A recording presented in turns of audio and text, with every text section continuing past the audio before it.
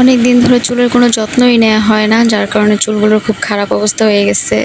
তো আজকে ভাবলাম যেহেতু ছুটির দিন একটু চুলের যত্ন নেওয়া যাক। আগে তো প্রতি সপ্তাহে মেহেদি, আমলকি, মেথি সব পাটায় বেটে তারপর চুলে ব্যবহার করতাম। আর এখন সব কিছু রেডিমেড পাওয়ার পরেও ব্যবহার করতে আলসেমি লাগে। এই হেয়ার প্যাকটা খুবই ভালো। হেয়ার প্যাকটা আমি গত ২-৩ মাস আগে একটা পেজ থেকে আনছিলাম। এর আগেও আমি এটা একবার ইউজ করছি। প্যাকটা খুব ভালো, নতুন চুল গজাতে সাহায্য করে, চুল পড়াও কমে।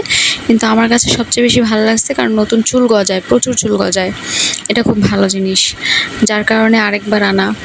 তো এই হেয়ার প্যাকটা ইউজ করতে হয় হচ্ছে অ্যালোভেরা, টক দই আর ডিমের সাথে মিক্স করে।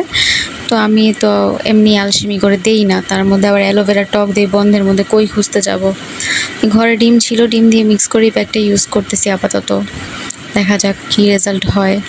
কিন্তু আর এটা আরও ঘন হওয়া উচিত ছিল। তো আমি একটু পাতলা করে নিচ্ছি, কারণ আমার তো হচ্ছে তাড়াতাড়ি দিতে হবে, তাড়াতাড়ি শুকাইতে হবে। দেখতেই পারতেছেন চুলের কী অবস্থা হয়েছে, একদম কাকের বাসা হয়ে গেছে, রুক্ষ হয়ে গেছে। তো আমি পাতলা করে দিচ্ছি যেন তাড়াতাড়ি শুকায়া যায়। এটা একটা ঝামেলা, মানে কতক্ষণ রাখতে হবে, আবার ধুইতে হবে। যাক, তবুও চুলগুলোকে একটু যত্ন তো করতেই হবে, কিছু করার নাই। যেহেতু চুল আছে মাথায়, ফালায় তো দিতে পারবো না।